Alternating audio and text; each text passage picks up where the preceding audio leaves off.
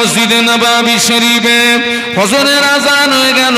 আল্লাহ নবী মসজিদে চলে আসলেন, সাহাবীরা মসজিদে চলে এসেছেন। আল্লাহ নবী ফজরের নামাজে ইমামতি করলেন, সাহাবীরা আল্লাহ নবীর পিছনে মুক্তাদি হয়ে নামাজ পড়লেন। আল্লাহ নবী মদিনার মসজিদে নববী শরীফে ফজরের ফরজ নামাজের পরে আল্লাহ নবী সাহাবীদেরকে নিয়ে ওয়াজ নসিহত করতেন। নবী সাহাবীরা আল্লাহ নবীর নূরের বদনের দিকে চেয়ে চেয়ে চেয়ে চেয়ে আল্লাহ নবীর নূরের জবানের ওয়াজ নসিহত শুনতেন। কিন্তু দেখতে পাওয়া যায় একজন সাহাবী আল্লাহ নবীর ওয়াজ নসিহতের মজলিসে বসেন না, ফরজ নামাজটা পড়ে অমনি দ্রুত বাড়িতে চলে যান। ফজরের নামাজের পরে আল্লাহ নবী সব সাহাবীদেরকে নিয়ে কি করতেন? নসিহত করতেন। সাহাবীরা চারিদিকে বসে নূরের চেহারার দিকে তাকিয়ে তাকিয়ে ওয়াজ শুনতেন, নসিহত শুনতেন। আজও সেই নিয়মটা মদিনার মসজিদে নববীতে চালু আছে। ফজর বাদে তালিম, মাগরিব বাদে তালিম। বুখারী শরীফ, মিশকাত শরীফ, আবু দাউদ শরীফ, নাসাই শরীফ, তিরমিজি শরীফ, ইবনে মাজাহ, বড় বড় মুহাদ্দিসরা তারা তালিম দেন। একটু সুবহানাল্লাহ বললেন না? তো আল্লাহর নবী ফজরের নামাজের পরে সাহাবীদেরকে নিয়ে ওয়াজ নসিহত করতেন, সাহাবীরা শুনতেন। কিন্তু একজন সাহাবী ওই 2 রাকাত ফরজ পড়ি সোজা কোথায়? বাড়ি। কোনদিন নবীর ওয়াজ নসিহতের মজলিসে বসেন না। সব সাহাবীদের নজরে পড়ে গেল। অন্যান্য সাহাবীরা ওই সাহাবী ব্যাপারে আল্লাহর নবীর কাছে নালিশ দিলেন, হুজুর আপনার অমুক সাহাবী কোনদিন আপনার ওয়াজ নসিহতের মজলিসে বসে না, 2 রাকাত ফরজ পড়ি পালায়। আল্লাহ নবী সাহাবীকে ডাকলেন, এ বাবা সাহাবী, তুমি 2 রাকাত ফরজ পড়ে চলে যাও কেন? তুমি আমার ওয়াজ নসিহতের মজলিসে বসো না কেন? ওই সাহাবী আল্লাহ নবীর নূরের বদনের দিকে চেয়ে কেঁদে উঠে বলেছিলেন, ইয়া রাসূলুল্লাহ, হাবিবাল্লাহ, আমি আপনার একজন গরীব সাহাবী,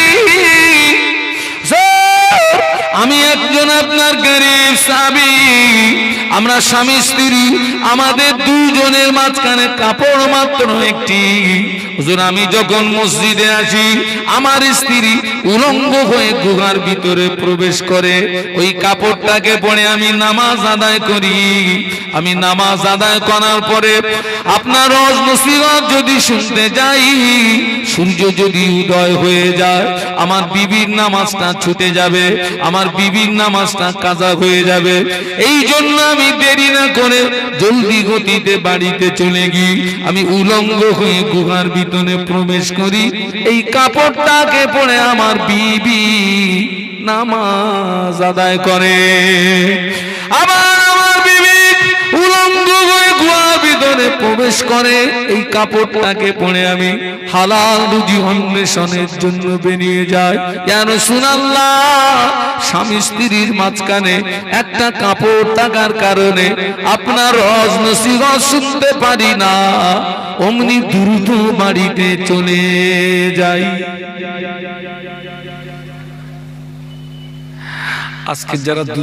আজকে যারা জুমার দিনে 2 রাকাত ফরজ পড়ে পালাচ্ছে, আমি কি একটু ঘুরিয়ে বলবো ওগা কি কাপড় একটা, যে উনি গেলে ওই কাপড়ে ওনার বিবি জোহরের নামাজ পড়বে? হ্যাঁ, তা নেই তো পালাচ্ছে কেন? নেই তো পালাচ্ছে কেন?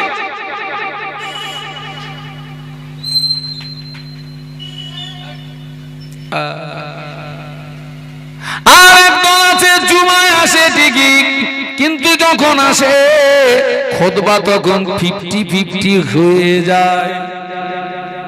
এই খুতবা তখন কি হয়ে গেছে? খুতবা শোনা কি সুন্নত, নফল নাকি ওয়াজিব? খুতবা শোনা, আয় ছেলেরা খুতবা শোনা ওয়াজিব।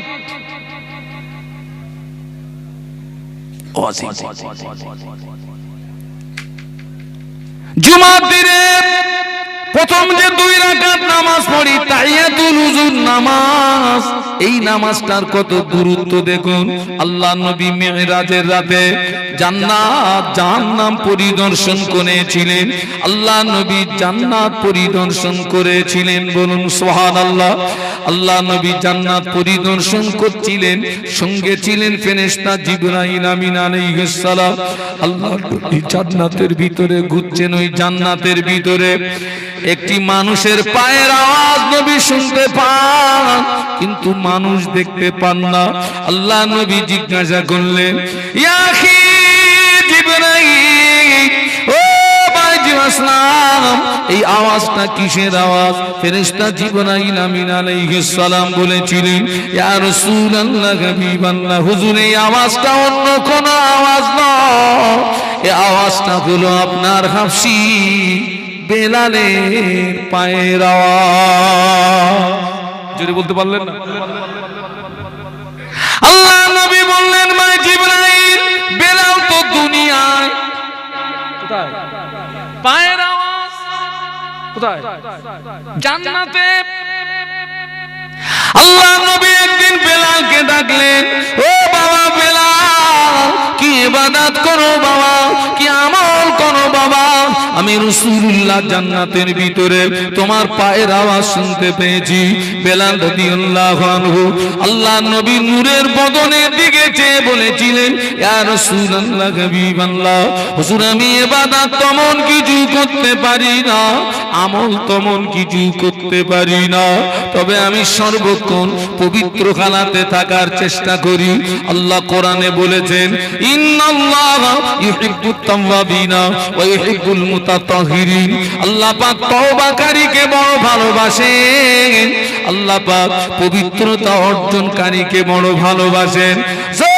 আমি বেলাল, আমার উযু নষ্ট হয়ে গেলে আমি সঙ্গে সঙ্গে উযু করে নিই, আমি 2 রাকাত তাহিয়াতুল উযু নামাজ আদায় করে নিই।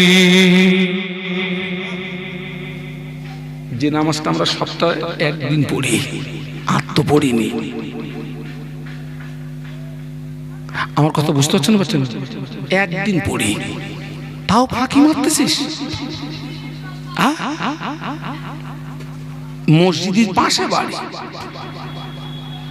আসে না। জুমার দিনে যে ব্যক্তি আগে মসজিদে প্রবেশ করবে, উত্তম রূপে গোসল করে, পাক জামা পরে, পবিত্র জামা পরে, উত্তম রূপে গোসল করে, পবিত্র পোশাক পরে যে ব্যক্তি জুমার নামাজ আদায়ের জন্য আগে মসজিদে যাবে, একটা উট মিনিমাম দাম 1 থেকে 1.5 লক্ষ টাকা, 1.5 লক্ষ টাকা দাম, 1.5 লক্ষ টাকা আল্লাহর রাস্তে কুরবানি। বাবাজি ওই রকম একটা উট আল্লাহর রাস্তে কুরবানি করলে যে সওয়াব, যে ব্যক্তি জুমার দিনে আগে মসজিদে যাবে, আল্লাহ পাক ওই বান্দার নামায় আমলে একটা উট কুরবানি দেওয়ার সওয়াব দান করে। তো টাকা দিয়ে উট কিনতে হবে না, তুই আগে ঢোক।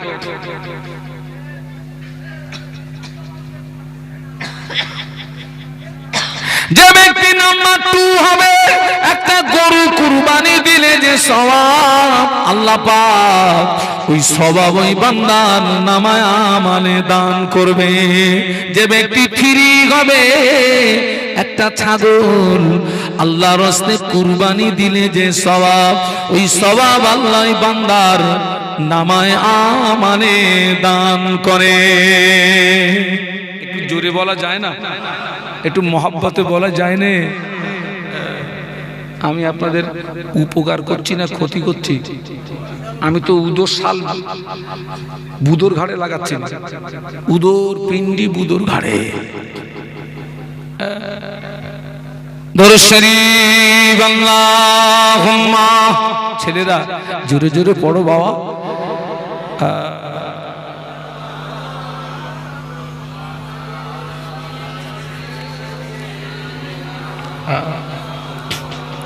মাশাআল্লাহ, আরো জোরে জোরে। আল্লাহুম্মা সাল্লি আলা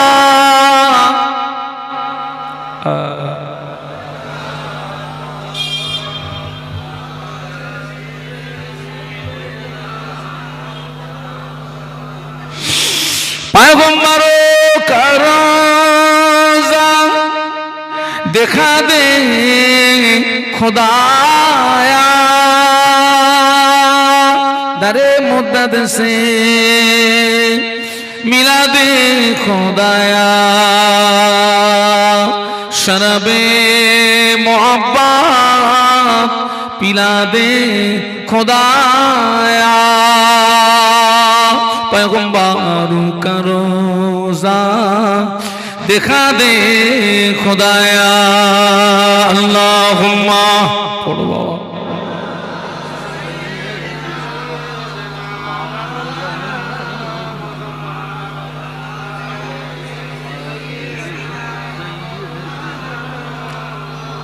একটু বলুন আল্লাহু আকবার জবান খুলে বলুন আল্লাহু আকবার একদল মুসলমান আছে জুমার দিনে সব নামাজ পড়ে আখিরি জোহরে নামাজ পড়ে না কোন নামাজ আপনারা দাদা হুজুর কি মানেন কি নাম মুখী না প্র্যাকটিক্যালে ভালো হয় মানে একটু টেস্ট করব না আজকে করব না সব নামাজ পড়ে আখিরি জোহরের নামাজ পড়ে না মুজাদ্দিদুজ্জামানের ওসিয়াতনামাটা খুলে দেখবেন মুজাদ্দিদুজ্জামানের ওসিয়াতনামাটা দেখবেন তাম পৃথিবীর জমিনে জুমার দিনে দুটো জায়গায় আখিরি জোহরের নামাজ পড়তে হয় না কত জায়গায় কোন কোন জায়গা একটা হলো মক্কা শরীফ দ্বিতীয় হলো মদিনা শরীফ মক্কা শরীফে জুমার দিনে আখিরি জোহরের নামাজ লাগে না মদিনা শরীফে জুমার দিনে আখিরি জোহরের নামাজ পড়তে হয় না কিন্তু মক্কা মদিনা ব্যতীত তাম পৃথিবীর সর্বস্থানে জুমার দিনে আখিরি জোহরের নামাজ পড়তে হবে কেউ যদি আখিরি জোহরের নামাজ না পড়ে জুমার যে শর্ত ওই শর্তের ভিতরে সন্দেহ থাকা হেতু কেউ যদি আখিরি জোহরের নামাজ না পড়ে ওর বৎসরে 52টা জুমা কাজা হবে কটা যাবে 52টা যাবে এই আখিরি জোহরের নামাজটা নফল না সুন্নত না ওয়াজিব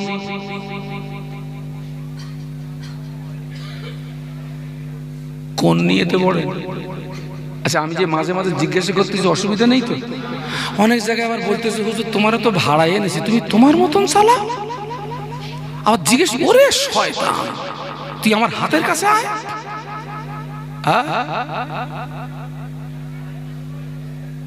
আখিরি জোহরের নামাজ কোন নিয়তে পড়েন সুন্নতের নিয়তে না নফলের নিয়তে না ওয়াজিবের নিয়তে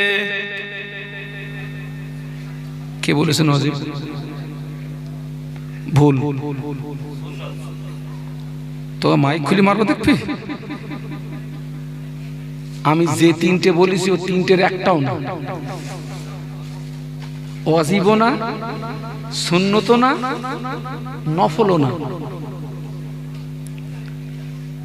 আখিরি জোহরের নামাজ ফরজের নিয়তে পড়তে হবে কোন নিয়তে বলেছি ফরজের নিয়তে পড়তে হবে বসিরহাটে বড় মাওলানা আল্লামা রুহুল আমিন রাহমাতুল্লাহ আলাইহি যিনি হচ্ছেন মুজাদ্দিদে জামানের প্রধানতম খলিফা মুজাদ্দিদে জামান জানাকে বড় মাওলানা বলে ডাকতেন আল্লামা হুজুর ছিলেন 18,000 হাদিসের হাফেজ একটু জোরে বলতে পারলেনি বাপ একটু জোরে বলো জীবনে তো অনেক কোরআনের হাফেজ দেখেছো বা হাদিসের হাফেজ দেখেছো? হ্যাঁ, ওই মাঝে মাঝে দেখি আমার ওই বাংলাদেশ থেকে কিছু আসে, এত হাজার হাদিসের হাফেজ। ও আল্লাহ, খবর নিয়ে দেখেছি ফোকাস কোম্পানি। কি কোম্পানি বলেছি? হাগা ফোকাস কোম্পানি। আল্লামা হুজুর ছিলেন 18,000 হাদিসের হাফেজ। আল্লামা হুজুর যখন ফুরফুরা শরীফে পীরের সঙ্গে দেখা করতে যেতেন, পায় ফুরফুরার জমিনে পায় জুতো দিতেন না। সুবহানাল্লাহ বলবেন না? আরো জোরে বলুন। আর মুজাদ্দেদে জামান বসিরহাটের বড় মাওলানাকে দেখলে বসে থাকতেন না, অমনি দাঁড়িয়ে যেতেন। আল্লামা হুজুর একদিন জিজ্ঞাসা করলেন, হুজুর আপনি আমার পীর, হুজুর আপনি আমার মুর্শিদ, হুজুর আপনি আমাকে দেখে দাঁড়ান কেন? আমার লজ্জা হয়, শরম হয়। মুজাদ্দিদুজ্জামান বলেছিলেন, ও মাওলানা, আমি তোমাকে দেখে দাঁড়াই না বাবা, তোমাকে দেখে সম্মান করি না বাবা। আল্লাহ পাক তোমার সিনায় যে ইলম দিয়েছে, আমি আবু বকর ওই ইলমের তাজিমে দাঁড়িয়ে যাই।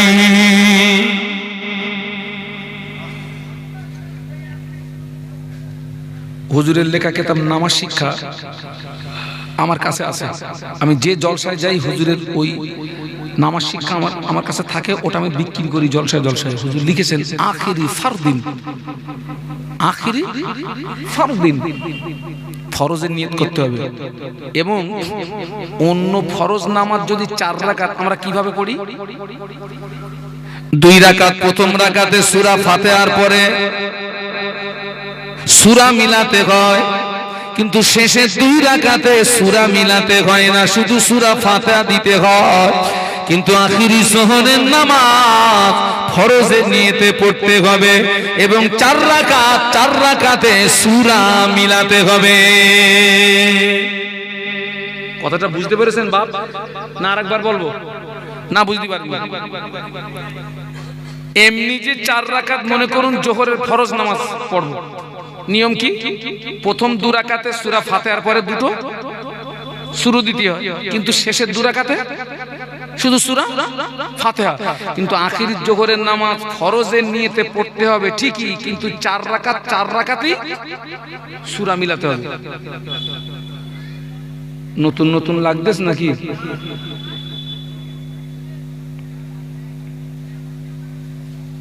আর একটা কথা বলবো বাবা, জুমার দিনে জুমার দিনে আপনাদের মসজিদে টোটাল নামাজের পরে আখেরি দোয়া হয় নাকি? কজন থাকে গো চাচা? ওই বুড়ো গুলো কারা গো? বুড়ো। সৎ পরামর্শ দিয়ে যাচ্ছি আমি, শাহানুর আলম, মোহাম্মদ শাহানুর আলম, সৎ পরামর্শ দিয়ে যাচ্ছি। বেটারা জুমার দিনে ওই আখেরি দোয়াটা ছাড়বে না, ওটা ফ্রি দোয়া।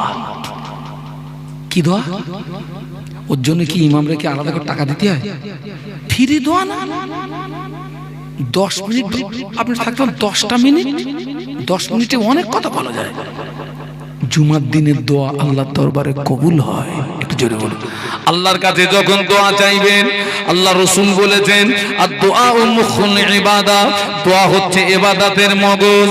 আপনি যখন দোয়া চাইবেন আল্লাহকে বলবেন, আল্লাহ পাক আমাকে ঈমানি খানাতে মওত দেবেন, জুমার দিনে মওত দেবেন, জুমার রাতে মওত দেবেন। কেন না ও যুবকেরা, জুমার দিনে জুমার রাতে ঈমানি হালাতে যদি মওত নসিব হয়, আল্লাহ পাক ওই বান্দা বান্দি দিগকে শাহাদাতের মর্যাদা দান করে।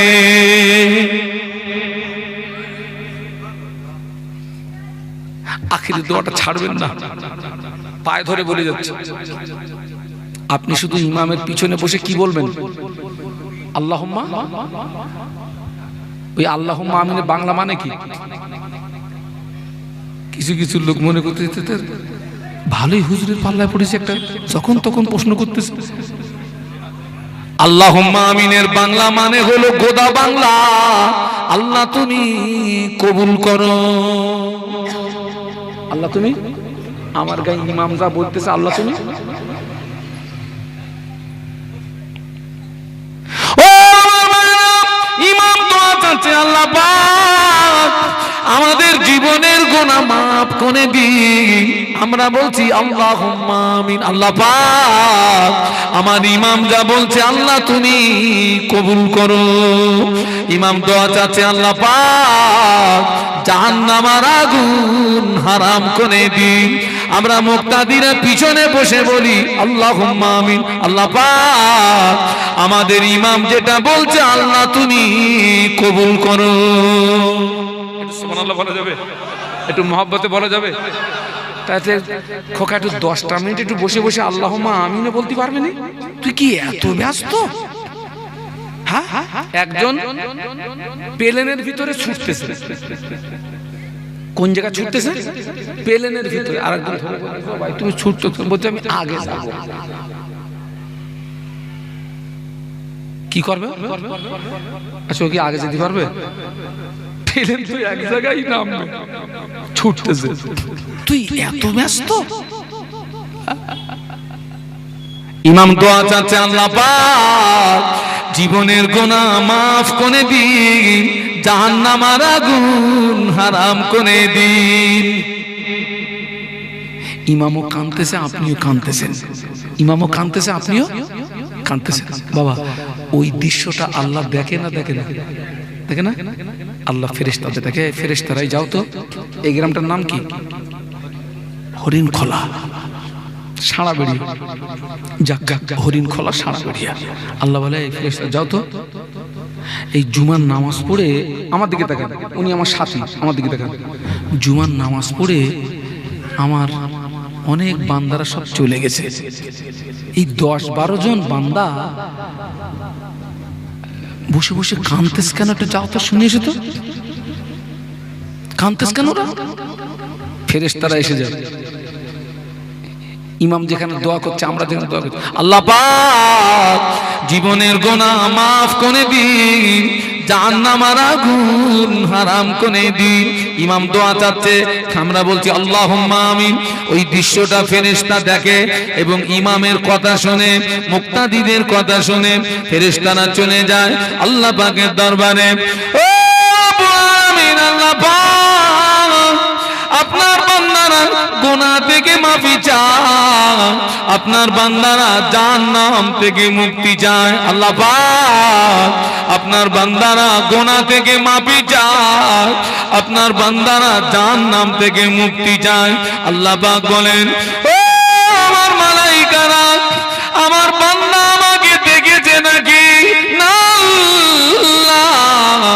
আপনার বান্দা আপনাকে দেখে না।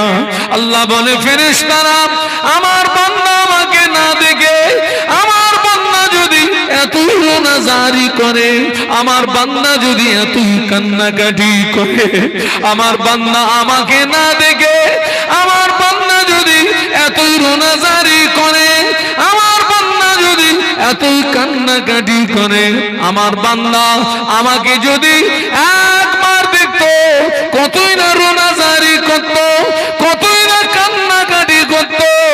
ও আমার মালাইকারা, তোরা সাক্ষী হয়ে যা, আমি আল্লাহ পাক আমার ওই সমস্ত রোনাজারি করা বান্দা বান্দীদের জীবনের আসমান সমূহ গুনাহগুলোকে মাফ করে দিলাম। তোরা সাক্ষী থাক।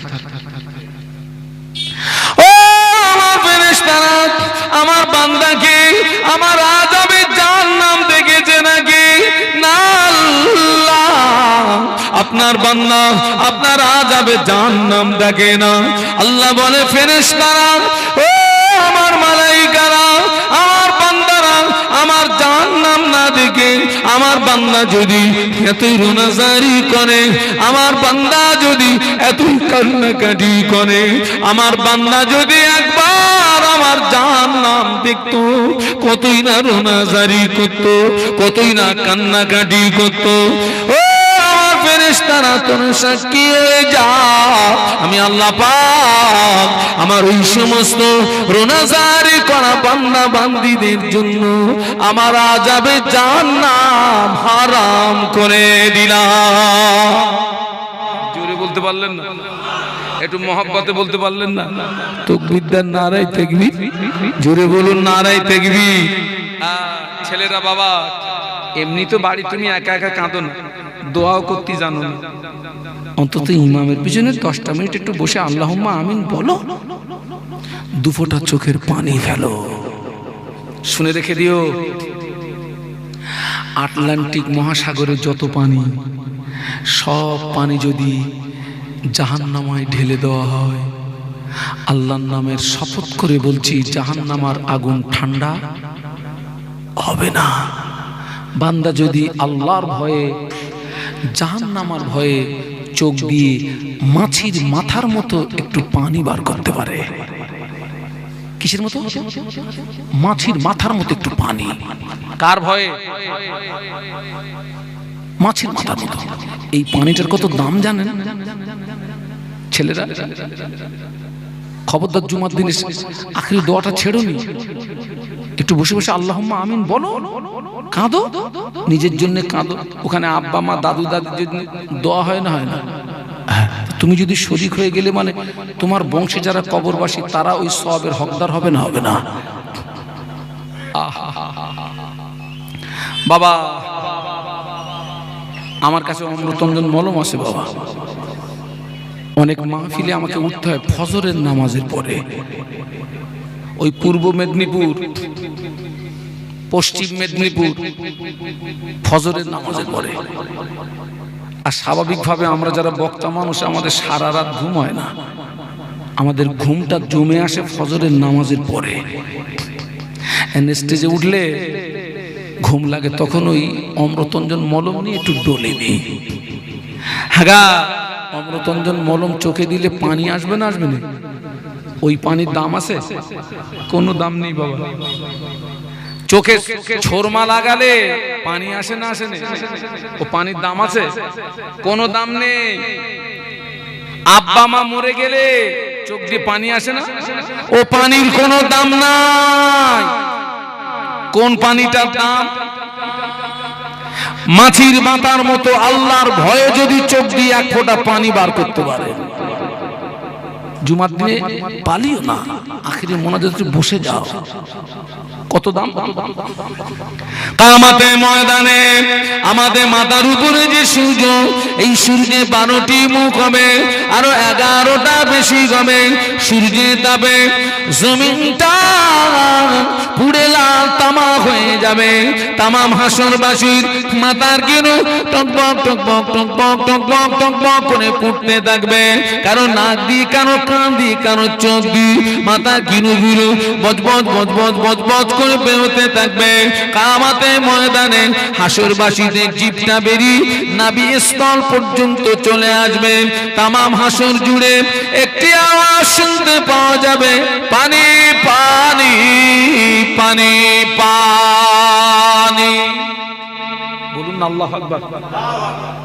তামাম একটা আওয়াজ। কি আওয়াজ? পানি পানি। হাসরবাসীদের দৃষ্টিটা থাকবে আসমানের দিকে। উলঙ্গ অবস্থায় হাসর হবে, ল্যাংটো অবস্থায়।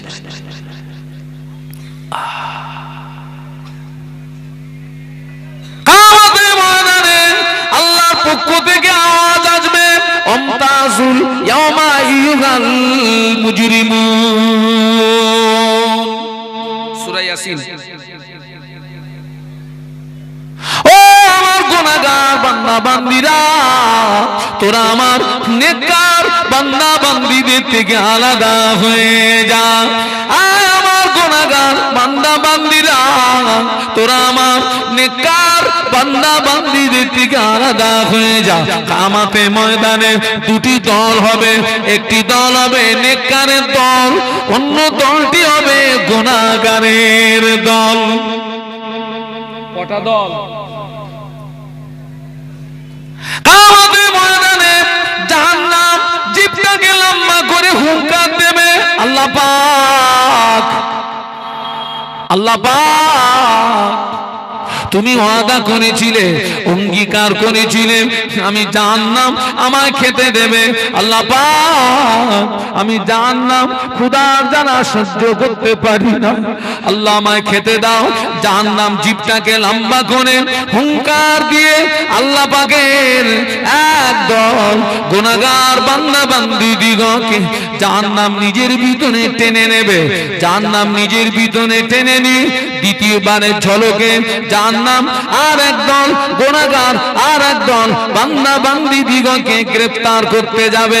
ওই সময় আল্লাহ পাকের তরফ থেকে নিষেধ বাণী আসবে, এই জাহান্নাম আমার বিনা হুকুমে আমার এই সমস্ত বান্দা বান্দিদের গায়ে তুই যেন স্পর্শ করবি না। সুবহানাল্লাহ বলতে পারলেন না? এই জোরে বলতে পারলেন না? তাকবীর নারায়ে তাকবীর। আল্লাহ জাহান্নামকে থামতে বলে কিছু ফেরেশতাকে ডাকবেন, ও আমার মালায়েকারা, ও আমার ফেরেশতারা চলে যাও, আমার আরশ মহল্লায় চলে যাও। আমার আরশ মহল্লায় গিয়ে দেখবে একটা নূরের পাত্রে, মতির পাত্রে কিছু পানি রাখা, ওই পানিটা তাড়াতাড়ি করে নিয়ে এসো।